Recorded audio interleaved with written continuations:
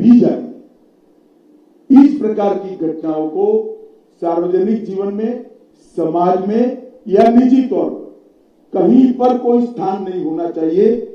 कठोर से कठोर कदम उठाने चाहिए। ये भारतीय जनता पार्टी का स्टैंड अपर है और उसमें कोई कंफ्यूजन भारतीय जनता पार्टी में किसी स्तर पर नहीं है। हम महिला शक्ति के अपमान का, मातृशक्ति के अपमान का घोर निंदा करते हैं।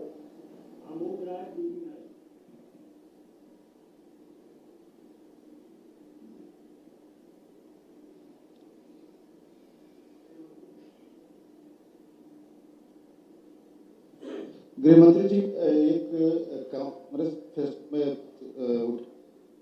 खास जो सिविल कांग्रेस मैनिफेस्टो में एक बात उठाई गई है कि जो सिविल सब कॉन्ट्रैक्ट्स है उसमें भी मुस्लिमों को के लिए दिया जाएगा, प्रायोरिटी दी जाएगी। ఇవి ఇప్పటివరకు అప్డేట్స్, మరిన్ని అప్డేట్స్తో మళ్ళీ కలుద్దాం. Keep watching 99 TV.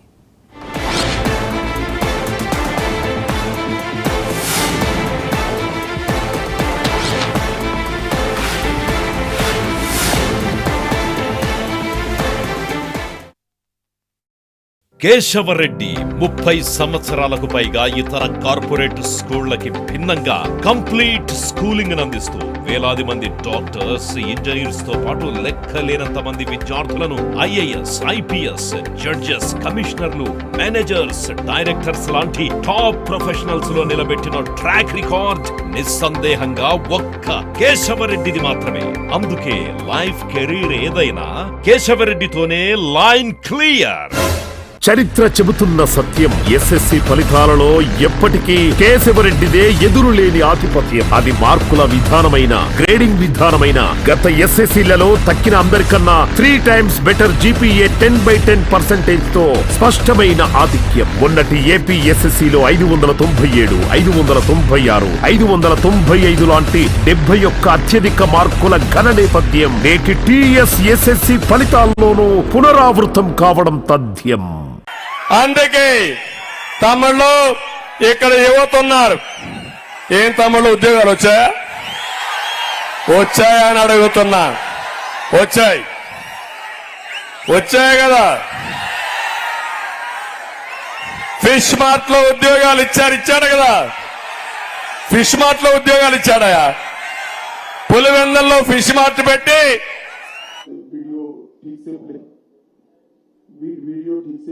मैं यहाँ कहकर जाता हूँ, भारतीय जनता पार्टी की सरकार बनेगी तो एक गैर संवैधानिक मुस्लिम रिजर्वेशन को हम समाप्त कर देंगे। ये अधिकार तेलंगाना के एससी, एसटी और ओबीसी का है, वो अधिकार उनको मिलेगा और मुस्लिम रिजर्वेशन को हम समाप्त कर देंगे। भारतीय जनता पार्टी की सरकार बनेगी तो एक गैर संवैधानिक एससी, एसटी और ओबीसी का है, वो रिजर्वेशन को हम समाप्त कर देंगे। रिजर्वेशन को हम समाप्त कर देंगे। तो दोनों वीडियो आपके सामने है। मेरा करबद्ध निवेदन है कि रिजर्वेशन के बारे में और इस फेक वीडियो के बारे में कांग्रेस जो भ्रांति फैला रही है, वो भ्रांति को निरस्त करने में मीडिया भी अपना सहयोग दे। और आप सभी का इतनी सुबह यहाँ आने के लिए बहुत बहुत धन्यवाद। नमस्कार। हाँ बोलिए।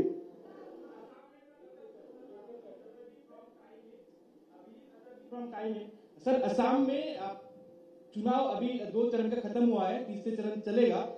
भारी संख्यक माइनॉरिटीज लोगों का ये मतलब सहाय मिल रहा है और नेतृत्व में दिखा जा रहा है। हिमंत बिस्वा शर्मा जी भी बहुत ही खास तौर से जगह जगह में माइनॉरिटी एरिया में कैंपेन कर रहे हैं और मुस्लिम का भारी तरफ से सपोर्ट मिले। इसका कारण क्या है?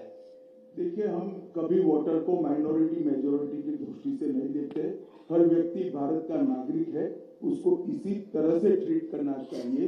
परंतु मैं इतना जरूर कह देता हूँ, आसाम में हम कम से कम 12 सीट जीतेंगे, ये तय है। हमारी पार्टी इसके लिए विश्वास व्यक्त करती है।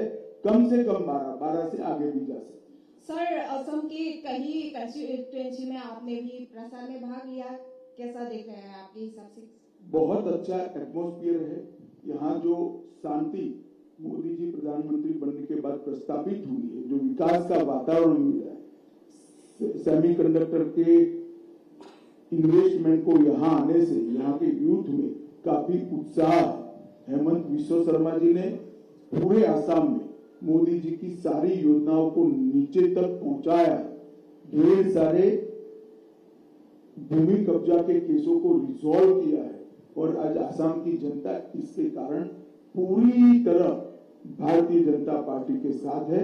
और आसाम में हम गत समय की हमारी सीटों में भी बढ़ोतरी करेंगे। हम कम से कम 12 सीट जीतेंगे, 12 से आगे भी जा सकते हैं। अमित भाई, आप लगातार प्रचार में जा रहे हैं और आपकी पार्टी लगातार कह रही कि कांग्रेस है, अपीसमेंट करे, आपने उसके मैनिफेस्टो को भी जिक्र किया, पर विपक्ष के कई नेताओं का ये कहना है कि आप भी तो राम के नाम पे वोट मांग रहे हैं। हमने राम के नाम पर कभी वोट नहीं मांगा। हमने हमारे समय में राम मंदिर बना वो बता रहे हैं और उन्होंने प्राण प्रतिष्ठा के कार्यक्रम का बहिष्कार किया माइनॉरिटी वोट के डर से, वो बता रहे हैं। वोट देने का काम जनता को करना है। हमारे घोषणा पत्र में राम मंदिर बनना चाहिए और भारतीय जनता पार्टी कानूनी तरीके से राम मंदिर बनाएगी। वो 89 से 85 से आज से नहीं कह रहे। और राम की ही कृपा है कि अब घोषणा पत्र में रखने की जरूरत नहीं है, मंदिर बन चुका है। अमित जी, दिग्विजय सिंह कह रहे हैं कि आप उनके बढ़ने की दुआ कर रहे हैं और केजरीवाल की पत्नी कह रही हैं कि जेल में बीजेपी उनके पति को मारने की कोशिश कर रही है। चलिए, ऐसी चीजें आपके अलावा शायद देश में कोई नहीं मानता है। जेल उनके पास है। जेल दिल्ली सरकार आपकी है, आप पार्टी के पास है। जेल का प्रशासन हमारे पास नहीं है। अब उनकी ही सरकार उनको मारने की कोशिश कर रही है तो उनको ही चिंता करनी चाहिए। फिर भी मुझे लिख कर कुछ भेजेंगी तो हम कदम जरूर उठाएंगे। धन्यवाद। अमित जी, लास्ट आखिरी सवाल असम से ही है कि आप लोग कह रहे हैं कि इस बार वोटों में इजाफा हुआ है, वोट सीट का व्यवधान बढ़ेगा इस बार असम में, तो ये लोगों का कांग्रेस के प्रति मतलब खफा कांग्रेस के प्रति है, इसीलिए